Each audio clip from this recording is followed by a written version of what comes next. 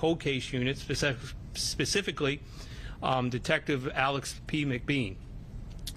Detective McBean was aware of this case. Over the decade, constantly talked to the lieutenant about this specific case and continued to investigate it. Working with the United States Attorney's Office, Detective McBean reevaluated the evidence and submitted this evidence for additional, more advanced DNA testing from when it first occurred.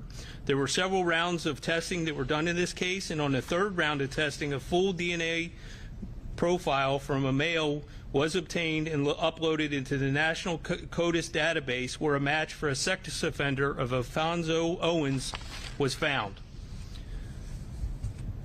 In Lieutenant Dowling's original investigation, he had linked this case to a possible stranger case in Prince George's County, Maryland, and that was the rape of very similar circumstances of a 10-year-old child. That happened on September 26, 2011. The DNA in the Maryland case was compared to the National CODIS database, and originally there was no match. However, Prince George's County Police Forensic Science Division reevaluated the case and entered the profile into Maryland State Database, which yielded a hit to a Baltimore, Maryland rape case that was committed by Owens in 2015.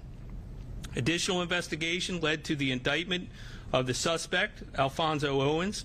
He was presented today in D.C. Superior Court on these charges.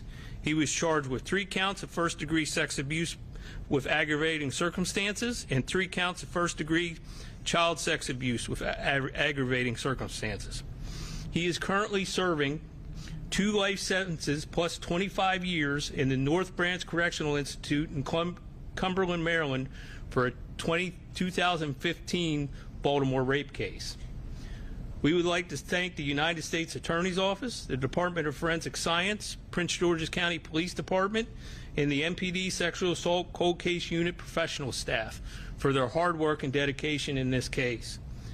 MPD would like to ensure our community that we will never stop in our efforts to bring justice for survivors of sexual assaults and will not rest in our efforts to apprehend those responsible.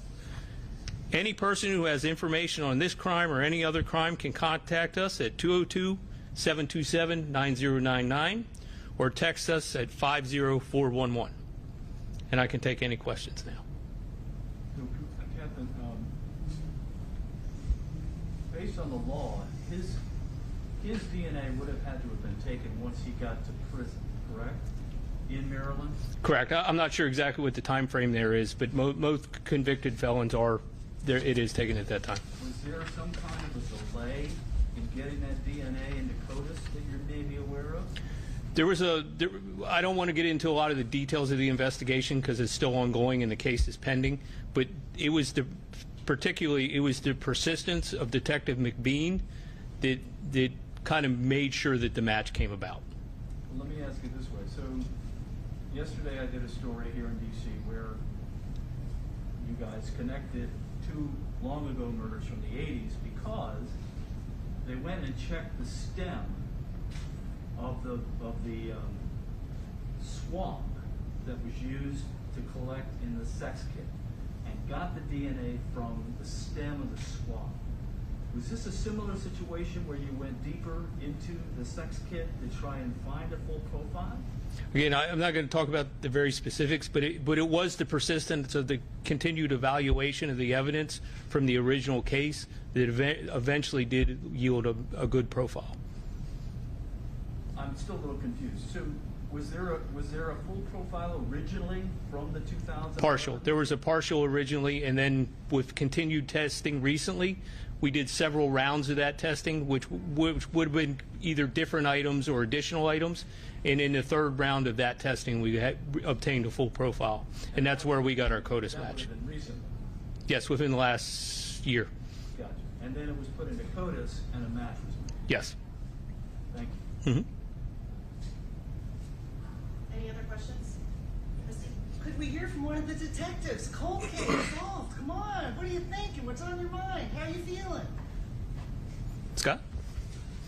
And spell your name, please. Sure. My name is Scott, S-C-O-T-T, Dowling, D-O-W-L-A-N-G. I'm thrilled. Like the commander said, we've been working on this case off and on for 11 years. And to have some work I did in 2011 come to fruition is outstanding. I couldn't be happier. For the victim, particularly. What does it say, though, about the advancements in DNA now, where you can get a full profile from such a small amount of DNA? Like I said, this case that I did yesterday was from the stem of the swamp. Well, I mean, the technology has gotten markedly better. It's the only reason that this case closed. It's just because you can multiply or magnify the samples so much more than you could in 2011. So potentially, what you had in 2011 wasn't going to close the case, but the advancements in it did? Definitively, it didn't close the case in 2011. It wasn't CODIS eligible. It didn't have enough. It was a small partial sample. That's why it went to cold case, because we didn't have a good enough sample. Thank you. Alex? Anybody? All right, guys, thank you very much. Yep. Thank you. But he was about to talk. Come on. Come on. Spell your name, please. First name is Alex, Alexander, Alex for short, I guess. Last name MacBean, M-A-C, capital B-E-A-N. Not much to say except that this is a powerful closure for the district. This was a very violent rape of 2 young children, and without the cooperative efforts of both jurisdiction working together over time, we weren't able to solve this. So it's a great closure for the district and for PG County as well, and just shows all the hard work that both departments are doing to show our dedication to solving these open cases and getting closure for them, as well as justice for the jurisdictions. So. We know that from you guys, one of the things that you enjoy most is being able to tell a family member that you've made a closure. Who made that notification? What was that like? It was powerful, but I'm not going to get into any more about that than that. So, but a very powerful moment. Yes, sir. Thank you, guys. Thank you. Thank you. Now, who was the original lead detective? You. But he brought it up. He brought it up.